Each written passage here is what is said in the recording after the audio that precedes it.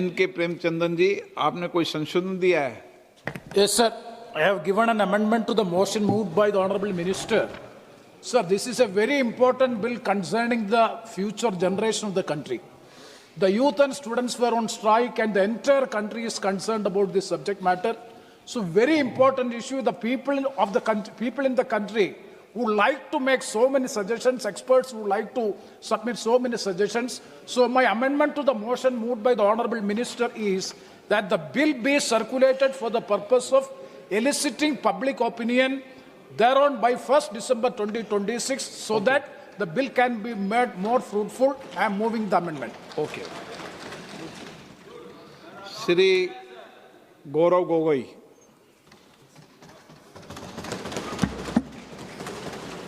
धन्यवाद अध्यक्ष महोदय। इस बिल पर प्रारंभ करने से पहले मैं आपका ध्यान असम में हुए बाढ़ और वहां पर लगभग 70 व्यक्तियों की मौत की तरफ आकर्षित करता हूं और इस सदन से बड़े पीड़ा मन से, बड़े दुखी मन से केंद्र सरकार से असम के लोगों के लिए एक विशेष पैकेज की मैं गुजारिश करता हूं। सर, मैं शुरुआत करता हूं इस बिल से और अभी हमने आदरणीय मंत्री जी के वक्तव्य सुना और उनके बात और इस संशोधन वाले बिल का विवरण पढ़ के साफ साफ पता चल जाता है कि ये सरकार शिक्षा विभाग को लेकर गंभीर नहीं है, सुधार नहीं लाना चाहती। ये सिर्फ एक दिखावा का बिल है, क्योंकि ये बिल एक संशोधन बिल है।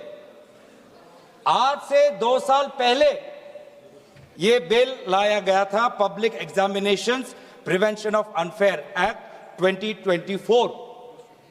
उस समय में भी एक यूजीसी ये नीट के 2024 के परीक्षा को लेकर पूरे देश भर में लोगों के मन में व्यापक चिंता थी।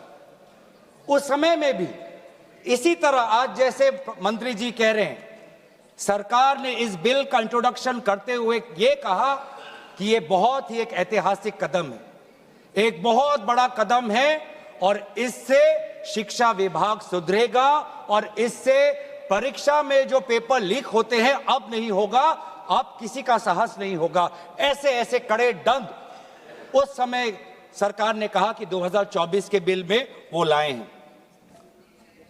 तो जो 2024 के नीट यूजी पेपर लीक पे जो तहकीकात हुई, जो इन्वेस्टिगेशन हुआ, मैं पढ़ना चाहता हूं उसकी स्थिति आज क्या है, ताकि पता तो चले कि यह सरकार 2 साल पहले जो नीट परीक्षा को लेकर जो व्यापक भ्रष्टाचारी हुई उसको लेकर यह सरकार कितनी गंभीर है। बहुत दुख के साथ मैं कहना चाहता हूं कि एक अखबार में आर्टिकल आया 2026 में कि जो 45 व्यक्ति थे जो चार्जशीट हुए थे नीट यूजी 2024 पेपर लीक के मामले में, 45 में से 44 को बेल मिल चुका है। ये है इनकी गंभीरता, ये है इनके छात्रों के प्रति इनकी संवेदना। जो मूल व्यक्ति है जिसको मास्टरमाइंड कहा जाता है, संजीव मुखिया, 11 महीने तक वो फरार था। 11 महीने तक सरकार उसको पकड़ नहीं पाई। अप्रैल 2025 में वो फाइनली उसका गिरफ्तार हुआ और फिर उस मामले में उसको बेल मिल गया।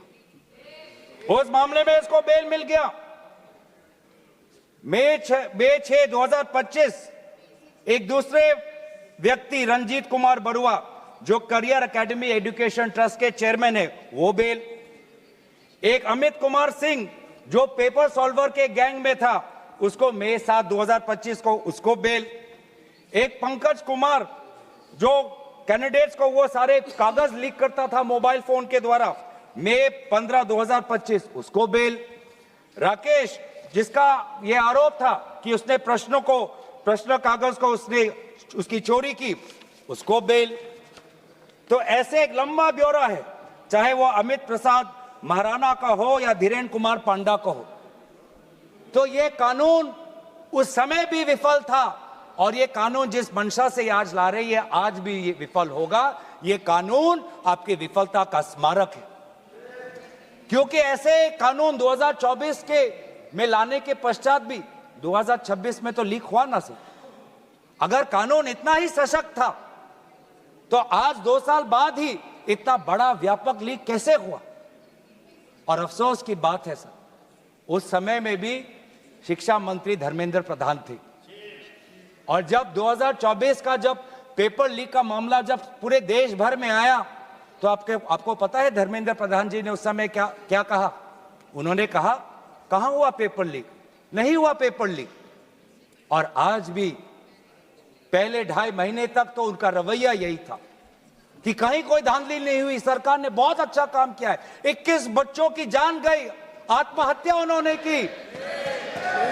आपको शर्म नहीं आती इस सरकार को कि जिस मंत्री के तहत में 21 बच्चों ने अपनी जान गंवा दी, आत्महत्या की, जब उसने अपने मंत्री पद से इस्तीफा दिया, कल जब वो सदन में आए आपने उनको ऐसा माला पहनाया ताकि जैसे वो पाकिस्तान से जंग लड़के आए हैं, ऐसा माला पहनाया, ऐसा उनका वजूद उनको बड़ा किया मानो कि वो पाकिस्तान से जाकर सीमा पे जाकर जंग लड़के आए हैं। ये है उनकी सच्चाई। दुख लगता है सर। आज ये बात प्रधानमंत्री आते हैं इंस्टाग्राम के रील पर, वो अलग बात है कि जो पहली कैबिनेट बैठक हुई उस कैबिनेट बैठक में शिक्षा को कैसे सुधारा जाए, पेपर माफिया को कैसे खत्म किया जाए, पेपर सेटर के माफिया को कैसे खत्म किया जाए, पेपर सॉल्वर के माफिया को कैसे खत्म किया जाए, टेस्टिंग सेंटर के माफिया को कैसे खत्म किया जाए, प्रिंटिंग प्रेस के माफिया को कैसे खत्म किया जाए, कोचिंग सेंटर के माफिया को कैसे खत्म किया जाए, सिलेबस कैसे स्कूल के सिलेबस के साथ मिले, आउट ऑफ सिलेबस परीक्षा के पेपर ना आए, सीबीएसई के ओएमआर में धांधली न हो, इन सब चीजों पर व्यापक चर्चा करने के बजाय प्रधानमंत्री मोदी जी कहते हैं इंस्टाग्राम पर और ध्यान दो, इंस्टाग्राम पर और ध्यान दो। और प्रधानमंत्री जब आते हैं हाई पावर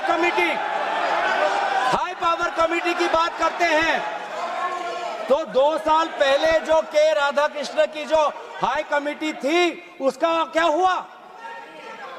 2 साल हाई कमेटी आपने गठन की, प्रधानमंत्री केंद्र सरकार के निरीक्षण में एक हाई कमेटी बनी, के राधाकृष्ण फॉर्मर इसरो के चेयरमैन।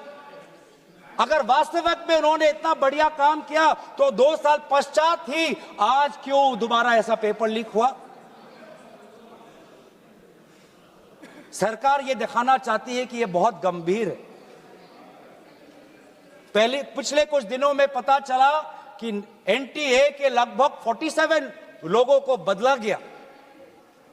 सर मैं इस सरकार से मैं ब्यौरा चाहूंगा कि वे जो 47 लोग हैं जिनको आपने ट्रांसफर किया या सस्पेंड किया, कौन है वो, क्योंकि एनटीए की जो एक्चुअल सैंक्शन कैपेसिटी है, एनटीए की जो सैंक्शन कैपेसिटी है वो 34 की है, 34 की सैंक्शन कैपेसिटी है। ये 47 कौन है, कौन है ये 47? 34 में से तो शायद 10-11 वैकेंसियां हैं, 24 ही है जहां पर लोग बैठे हुए हैं। तो ये जो 47 जो सैंक्शन, ये कौन है जो आउटसोर्स करके अपने लोगों को लाया एनटीए में, वो लोग हैं क्या? उसका ब्यौरा मिलना चाहिए। हम जानना चाहते हैं, आपने एनटीए के डीजी को बदला और एनटीए के चेयरमैन को रखा, ऐसा क्यों? ऐसा क्यों? आपको एनटीए के डीजी पर विश्वास नहीं, आपने मान लिया कि शिक्षा मंत्री धर्मेंद्र प्रधान जी का इस्तीफा होना चाहिए, आपने ये भी मान लिया, तो आपको एनटीए के चेयरमैन पर इतना विश्वास क्यों? ये हम जानना चाहते हैं। सुनाई दे रहा होगा सर, एक विशेष संगठन के साथ जुड़े हुए हैं, उसका ब्यौरा देख लीजिए, एनटीए के चेयरमैन का ब्यौरा देख लीजिए। इससे पहले वह मध्य प्रदेश के पब्लिक सर्विस चेयरमैन के वो कमीशन के चेयरमैन थे, और उस समय में भी धांधली हुई,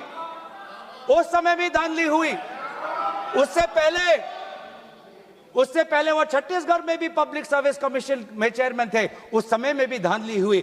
ऐसे इतने धांधली से जुड़े हुए व्यक्ति को आज भी इतने पेपर लीक होने के पश्चात भी आपकी सरकार बचा रही है। आपकी सरकार बचा रही है। जिस एनटीए के द्वारा 21 बच्चों ने आत्महत्या की, आज भी वो चेयरमैन बचा हुआ है। क्यों? क्योंकि वो एक विशेष संघ के साथ जुड़ा हुआ है। और यही दर्शाता है कि आप शिक्षा विभाग में आप सुधार नहीं चाहते, क्योंकि आरएसएस के लिए शिक्षा विभाग बहुत ही महत्वपूर्ण विभाग है। महत्वपूर्ण विभाग है। मैंने कोई असंसदीय बात नहीं की। आरएसएस के लिए शिक्षा विभाग बहुत महत्वपूर्ण विभाग है। और इसीलिए हम देखते हैं, चाहे यूनिवर्सिटीज के वाइस चांसलर्स के अपॉइंटमेंट में हो, कॉलेज के प्रिंसिपल के अपॉइंटमेंट में हो, जब फैकल्टी की बदली होती है उसमें हो, चाहे आउटसोर्सिंग में हो, हर चीज में हम देखते हैं कि जो यूनिवर्सिटी, जिन यूनिवर्सिटी की कल्पना पंडित नेहरू ने एक साइंटिफिक टेम्पर के द्वारा उन यूनिवर्सिटीज के एक सपना देखा था, आज उन्हीं यूनिवर्सिटीज में क्वालिटी पर ध्यान नहीं दिया जा रहा। आप शिक्षा के माध्यम से इस पीढ़ी को आने वाले चुनौतियों के लिए तैयार नहीं कर रहे। आप शिक्षा के माध्यम से इस पीढ़ी के लोगों को आने वाले समय में आपके दल के सदस्य बने, आपको वोट दे, उसके लिए आप एक माहौल बना रहे हो। यह है आपके लिए शिक्षा का उद्देश्य। यह है शिक्षा का उद्देश्य। और हमने देखा कि वे जो संस्थाएं, चाहे वो आईआईटी हो, चाहे जेएनयू हो, चाहे डीयू हो, देश भर से माता पिता अपने बच्चों को बोल रहे कि जाओ दिल्ली जाओ, अगर दिल्ली नहीं जा सकते तो बॉम्बे जाओ, बिहार में जाओ, लेकिन धरना प्रदर्शन करो। आज शिक्षा की बात है, आपको अपना भविष्य आपको बचाना है। मैं नहीं जा सकता पर मेरी आशीर्वाद तुम्हारे साथ है। एक मां ने एक आशीर्वाद के साथ अपने बेटी को भेजा, एक बाप ने अपने बेटे के पीठ पे थपथपाकर उसको जंतर मंतर पे भेजा। और डीयू, आईआईटी, जेएनयू कहती है आप मत जाओ। छात्रों को कहती है अगर आप जाओगे तो आपके करियर पर प्रभाव बन सकता है। यह है शिक्षा की संस्थाएं। ऐसे हम आने वाले पीढ़ी, आने वाली चुनौतियों के लिए हम भारत का निर्माण करेंगे। अपने युवाओं को हम उनको ताकत देंगे।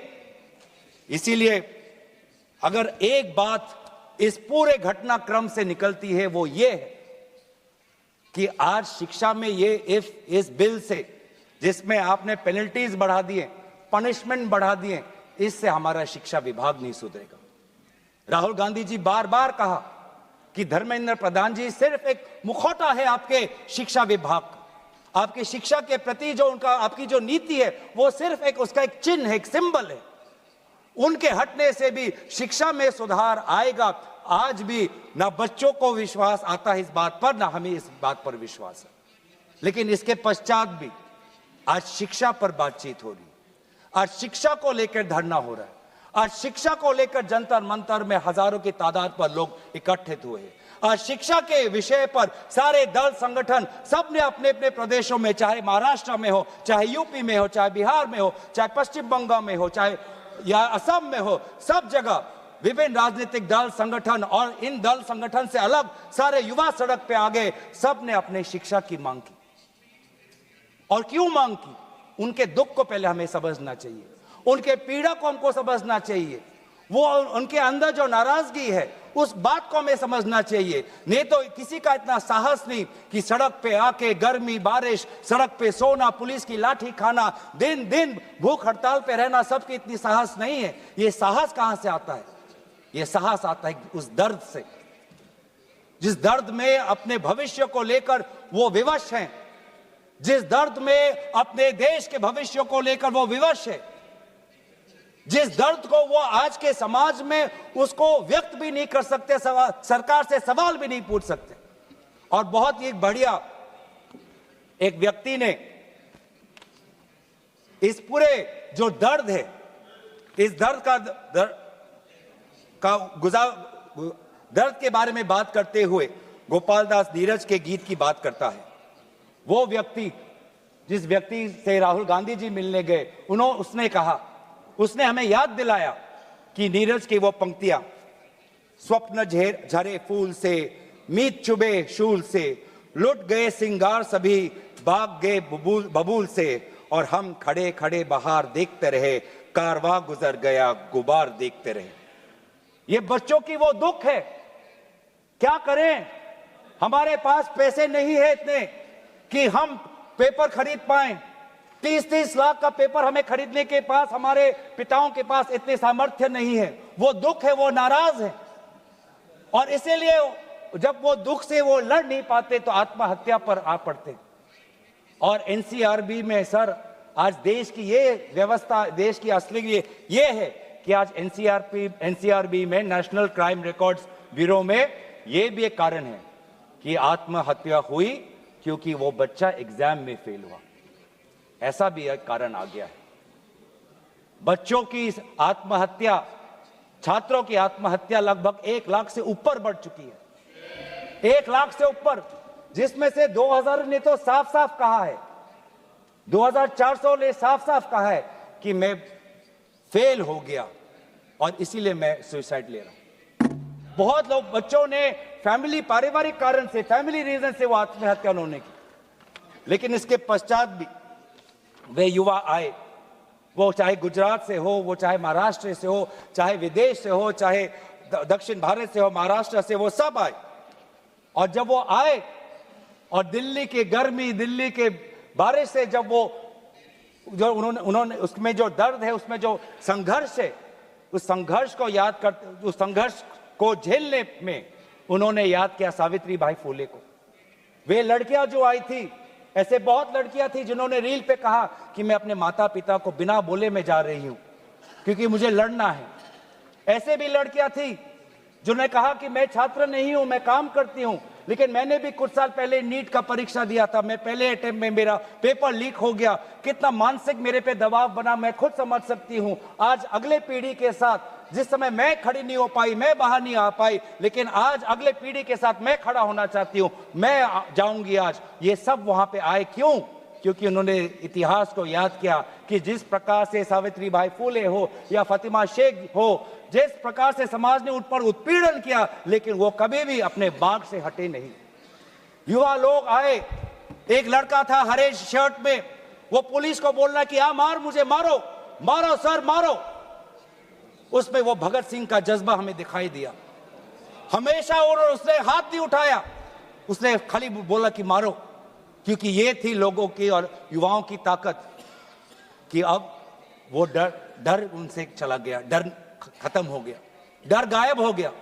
लाठी है, दर्द होगा, रात को सोने में मुश्किल होगी, लेकिन सब लोग कह रहे थे कि कुछ नहीं होता, अगर शिक्षा के लिए, अपने भविष्य के लिए अगर मुझे 2-3 लाठी भी खानी पड़ेगी तो मैं लाठी खाने जाऊंगा। ऐसे भी लोग थे जो 20 जुलाई के रात को आए। वो 20 जुलाई के सुबह नहीं थे, 7 बजे नहीं थे, 4 बजे दोपहर को नहीं थे, वो रात को 10 बजे आए। क्यों? उनको दुख हुआ। उन्होंने रील में देखा कि किस प्रकार से पुलिस वालों ने बच्चों पर हाथ उठाया और उन्होंने बोला कि चलो मैं भी एक लाठी खाने जाऊंगा। ये है हमारा युवा शक्ति। मैं इस सदन से भारत के युवा समाज को मैं नमन करता हूं, आभार प्रकट करता हूं, शुभकामनाएं मैं देता हूं, धन्यवाद देना चाहता हूं कि आपने हमें दोबारा याद दिलाया कि लोकतंत्र का मतलब क्या है। आपने दोबारा हमें याद दिलाया कि सवाल पूछना आप सबका, हमारा सबका मौलिक अधिकार है। हमने वो भी देखा उस मध्य प्रदेश से आए हुए आदमी को जिसके सर पर खून निकल रहा था। क्योंकि कांटों से भरा हुआ एक डंडा उसके सर पर पड़ा और उसने तब भी वो पीछे नहीं हटा। खून से लथपथ उसका चेहरा, उस समय भी पुलिस को ललकार रहा था कि देखो ये लोकतंत्र है, लोकतंत्र में जनता जनार्दन है, जनता प्रजा राजा होता है। ये है वहां की उस ताकत। बहुत लोग कहते हैं कि बहुत से गलत शब्द भी उस सभा में, जंतर मंतर में किए गए। मैं उन गलत शब्दों का जो मर्यादा से बहुत दूर है, अमर्यादित है, उन शब्दों का समर्थन नहीं करता, लेकिन उन शब्दों के बारे में भी याद करना चाहिए जो बाकी बच्चों ने हमें याद दिलाया। किसी एक बच्चे ने याद दिलाया वसीम बरेली की कविता, जिसमें लिखा है, जो उसूलों पे जो उसूलों पर आंच आए तो टकराना जरूरी है, जिंदा हो तो जिंदा नजर आना जरूरी है। ये हैं बच्चे, ये है वो बच्चे और जो अलग अलग प्रदेश से आए हैं। मैं धन्यवाद देना चाहता हूं कि इन्होंने अपनी इंसानियत दिखाई। हर वो बेटी जो वहां जाती थी वो कहती थी कि ये जंतर मंतर ये ऐसा एक जगह बन गया है जहां पर मैं अपने आप को सुरक्षित महसूस करती हूं। जब पुलिस की लाठी आती है तो कोई अनजाना व्यक्ति, कोई अनजाना उसके सामने आकर अपने शरीर से उस लड़की को बचाता है। डंडा उसके लड़के के शरीर पर पड़ता है। वो लड़का कहता है कि इस उंगली से मैंने पिछली बार कमल पर वोट डाला, आज इसी उंगली को कमल के पुलिस ने तोड़ डाला। ये है उनका साहस। आज समाज, मैं पूरे छात्र के साथ पूरे समाज को भी मैं धन्यवाद करना चाहता हूं। उस गुरुद्वारों को मैं के संचालकों को मैं धन्यवाद करना चाहता हूं जिन्होंने अपना दरवाजा खोला, लोगों को वहां पे शरण दिया। ये है हमारी देश की खूबसूरती। मैं धन्यवाद देना चाहता हूं कि देश भर से लोगों ने फोन किया कि मैं वहां जा नहीं सकता लेकिन स्विगी के द्वारा उन बच्चों को खाना तो पहुंचा सकता हूं। मैं धन्यवाद करना चाहता हूं उन वकीलों का, वो चाहे सुप्रीम कोर्ट के बाहर हो, चाहे वो जंतर मंतर पे आए हो, सबने बोला कि लोकतंत्र के साथ, संविधान के पक्ष में आज हम सब यहां पे खड़े हैं। लेकिन जहां पर हमने हमारी खूबसूरती देखी, जहां पे हमने इंसानियत देखा, जहां पर हमने लोकतंत्र की ताकत देखी, वहीं पे हमने इस सरकार की क्रूरता भी देखी। हमने देखा आपने किस प्रकार से पैलेट गन का इस्तेमाल किया, हमने देखा किस प्रकार से आपने इलेक्ट्रिक बेटन का इस्तेमाल किया, हमने वो भी नजारा भी देखा कि किस प्रकार से एक पुलिस कर्मचारी ने एक लड़की के गाल पर थप्पड़ मारा। वो एसीपी का नाम भी हमें याद है, उस पुलिस कांस्टेबल का चेहरा भी याद है जिसने अपने डंडे के साथ एक लड़की के प्राइवेट पार्ट पे उसने आक्रमण किया। हमें याद है वो लड़कियां जिन्होंने उनके आंसू निकल रहे थे आंखों से और कह रहे थे कि पुलिस वाले उनको मां बहन की गाली दे रहे थे। हम भूलेंगे नहीं वो बच्चियों जिन्होंने कहा कि मेरे पीठ पे जो कपड़े थे उन कपड़ों को इस पुलिस ने फाड़ दिया। ये है असलियत। और इसीलिए बार बार हम मांग कर रहे हैं कि किसने आदेश दिया, वो आदेश कहां से आया कि पैलेट गन का इस्तेमाल हो?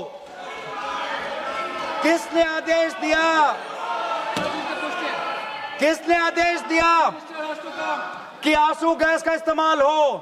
किसने आदेश दिया कि लाठी पैरों पे नहीं, लाठी सर पे पड़नी चाहिए? किसने वो आदेश दिया? और इसीलिए बार बार राहुल गांधी जी ने भी चिट्ठी लिखी है और आज भी हम देखते हैं कि अब सारी हम बातें कर रहे हैं। आज इस सदन में, इस सत्र में इस विषय पर भाग इसलिए लेना चाहते हैं क्योंकि हम सरकार से जवाब चाहते हैं और विशेष रूप से गृह मंत्री से जवाब चाहते हैं। गृह मंत्री से हम जवाब चाहते हैं। मेरा ये कहना है सर, गृह मंत्री से हम जवाब चाहते हैं। यहाँ पर बैठे हैं सर, आज ये बिल क्यों आया है? ये बिल क्यों आया है? ये बिल क्यों आया है? ये बिल क्यों आया है समझना चाहिए। ये बिल इसलिए आया है कि गृह मंत्री के द्वारा भेजी हुई पुलिस लोगों के हौसले को कुचल नहीं पाई, इसीलिए ये बिल आया है।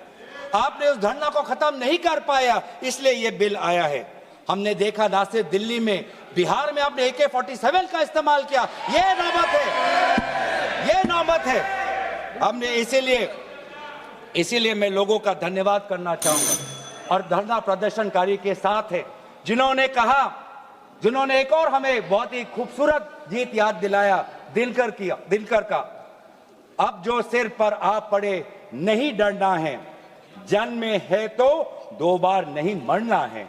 ये जो लोगों ने आज जो संदेश दिया है लोकतंत्र में, दोबारा उन्होंने आज हमारे ऊर्जा जो दी है, इसके लिए सारे विपक्षी दल, हम भारत के युवा समाज के साथ है, छात्र समाज के साथ है, वे सारे जिन्होंने संघर्ष किया उनके साथ है। और आज भी अब चाहते हैं कि गृह मंत्री आए और सदन के अंदर बोले कि क्यों आपने पुलिस के द्वारा बच्चों पर यह दुर्व्यवहार किया, बच्चों के पर आपने आक्रमण किया और बच्चों के साथ आज उनके आंसू निकलते हमने देखने पड़े। इन सभी बातों के साथ मैं अपने वाणी को विराम देता हूं। धन्यवाद। सुश्री बांसुरी स्वराज। धन्यवाद अध्यक्ष जी। मैं the public examinations prevention of unfair means amendment bill 2026 के सपोर्ट में खड़ी हुई हूं। अध्यक्ष जी, ये एक ट्रांसफॉर्मेटिव अमेंडमेंट है। इसकी न केवल आवश्यकता है बल्कि ये आज के समय की मांग भी है। और इस अमेंडमेंट को लाना आदरणीय प्रधानमंत्री श्री नरेंद्र मोदी जी की संवेदनशीलता और उनकी जिम्मेदाराना सरकार का प्रमाण है। अध्यक्ष जी, जब